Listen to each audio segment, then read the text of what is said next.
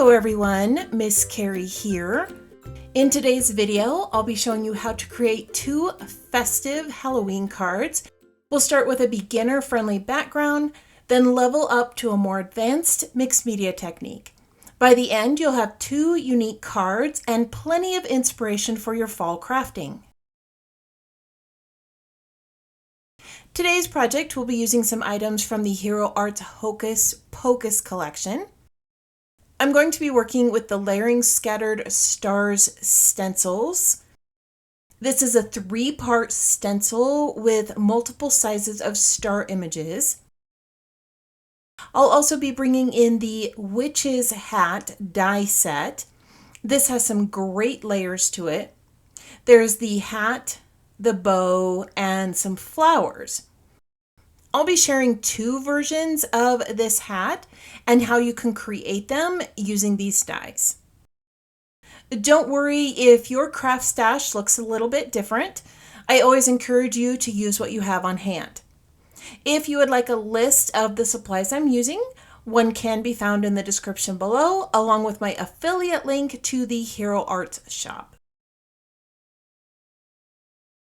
All right, let's kick things off with a simple, beginner-friendly card background. I'm using a white mixed media paper, and I'm blending a layer of Seedless Preserves ink all over the top.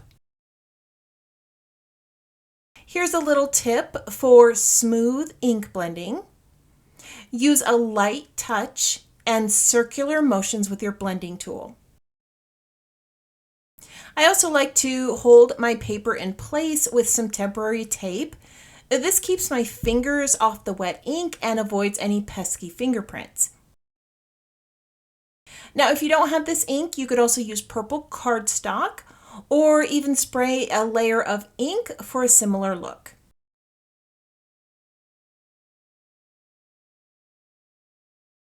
Now I'm going to pull out stencil number 1 and layer Dusty Concord ink over the top. This is a little bit darker shade and it's going to create a tone-on-tone effect. We're going to give this a nice even coat and you'll see subtle stars start to appear. Now I'm going to shift the stencil over so that I can add some more stars to give it some extra dimension. As I add these stars, I would love to know if you prefer to spray your color over the top or blend your ink with foam tools. Go ahead and drop your answer in the comments. I love reading your tips too. For the next layer, I'm going to mix wilted violet ink with some texture paste. Don't dip your ink pad directly into the paste. Just add a little bit off to the side and mix in until it's nice and smooth with no white streaks. If you want a more vibrant color, you can add a few drops of re-inker. I'm going to skip stencil 2 and go right to stencil 3 because this is a more basic design. Instead of lining it up with the corner, I'm just going to center this design for the maximum amount of stars.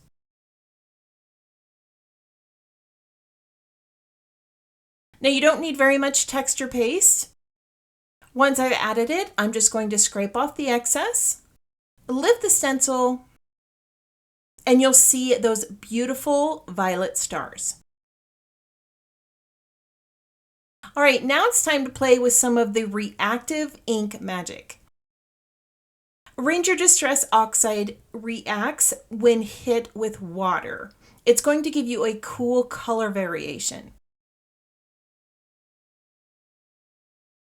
I'm just going to add a few drops of water with a fan brush, and you'll be able to see the colors shift and create new tones. We're now done with the first background. Set it aside to dry and take a little breather. While it dries, don't forget to hit that subscribe button so that you don't miss the next creative tip. All right, are you ready to level up? This time I've got a piece of black mixed media paper. This thicker paper is perfect for the wet mediums we're going to use. I have already mixed Hickory Smoke ink with some texture paste, and now I'm bringing in some black soot so that I have 2 shades of gray. Remember, the paste is going to lighten the color, so if you want to deepen it a bit, you can bring in some re-inker or more ink from your ink pad. I'm going to start with stencil 1, which has the larger stars, and I'm going to apply the darkest gray paste over the large images. I'm going to scrape off the excess and carefully lift this off. This is going to need to set for about 30 minutes until the paste dries. While it does, I'm going to go wash my stencil, grab a cup of coffee, and then I'll come resume the project. Now that the paste is dry, I'm going to grab stencil 2 and create some more stars with that lighter gray paste. Now here's a tip for working with detailed stencils and pastes. Because we're layering pastes, the stencils might not sit completely flat. You want to make sure that you have secured your stencil well with tape or magnets. If you have any questions about texture paste, go ahead and ask below. I'm happy to help. So I've already moved on to the next stencil, and I'm using white paste to add those smaller stars. Since there are so many layers, I am pressing down and applying the paste very carefully to avoid any seepage. Now, if you want to try something different, you can swap out paste for spray ink, acrylic paint, or even some embossing powder for a shimmery effect. All right, we have all 3 layers of stars. Isn't this such a fun background? Now for a final mixed media flourish, we're going to spatter some watered down white acrylic paint over the stars. This just adds that touch of magic. Now I'd love to know if you like the look of messy paint spatters, or if you prefer to keep your backgrounds clean. Remember, crafting is all about having fun and experimenting. If you're enjoying these techniques, go ahead and give this video a thumbs up and subscribe for more tutorials. Let's go ahead and assemble our card. For the first purple background, I trimmed it down to 4 by 5¼ inches, and I'm adhering it to a piece of black A2 cardstock. This time I have cut the witch's hat out of black, and I have cut the bow out of a soft blue. As the background dries, we're going to assemble the witch's hat. For extra dimension, I did cut 2 of this bow die cut layer. With this design, I wouldn't be able to add any foam tape behind it.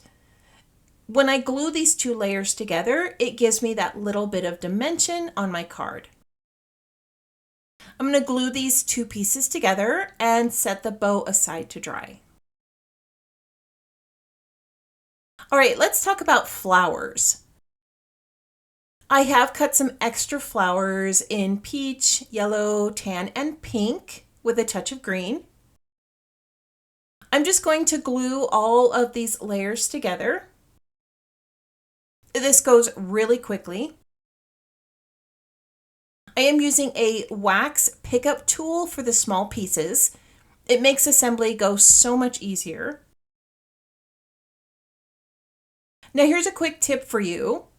When you have a large amount of flowers, it's good to add a bit of white to help break up that palette a little bit. This also helps your flowers pop. I'm just going to bring in some white to the center of these flowers here. All right, now that the flowers are done, I'm going to glue together the layers of the sentiment. I heat embossed a sentiment from the Seasons Creeping collection, and I cut multiple layers of this die cut sentiment. Stacking the die cut layers together gives me more of a chipboard look. It's another way to get dimension on your card without the use of foam tape. Now I'm going to assemble everything together on a layer of vellum. I chose vellum to ground my focal point, but it can be difficult to adhere vellum in place without the adhesive showing. So I'm going to adhere my hat to this lower corner of the vellum first, and then I'll add adhesive to the vellum behind the hat to secure it in place. I'll do the same with the sentiment to help secure this vellum. When it comes to adhering vellum in place, you can always hide adhesive behind the die cuts to avoid any visible marks. You can also use stitching or an adhesive specifically made for vellum. This part of the card making process is my favorite, adding all of the flowers. I like adding lots of flowers to my design, so feel free to simplify this if needed. I'm going to have a few go off to the side and layer over the top of each other to create a nice bouquet here on the front of the hat. Now for this card, I chose more of a cute mix of colors with peach, pink, and tan. If you prefer a spookier palette, you could bring in some black, purple, orange, bright yellow, or red.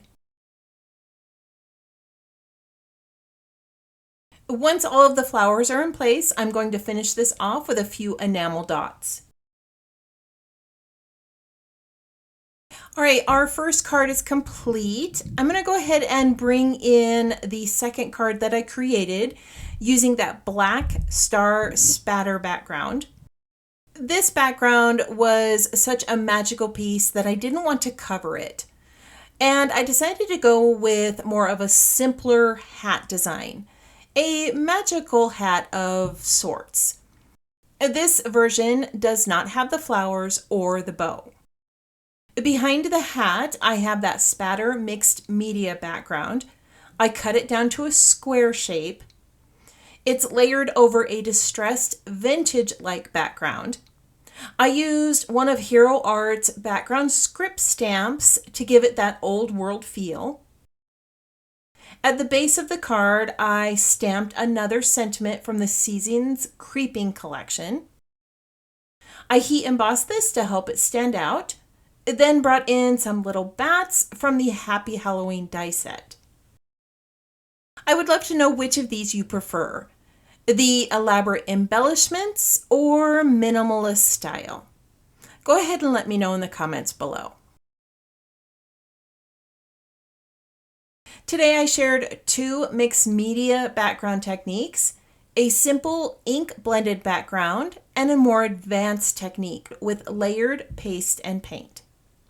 You practiced ink blending, texture paste application, and creative die cut assembly. I hope today's project inspired you to try something new. I want to thank you for joining me today. If you picked up a few new tips or feel inspired, be sure to give this video a thumbs up, subscribe, and share it with your crafty friends. If you have any questions, project ideas, or want to share your favorite fall color palettes, go ahead and do that in the comments below. I hope you have a wonderful week, and I can't wait to see what you create.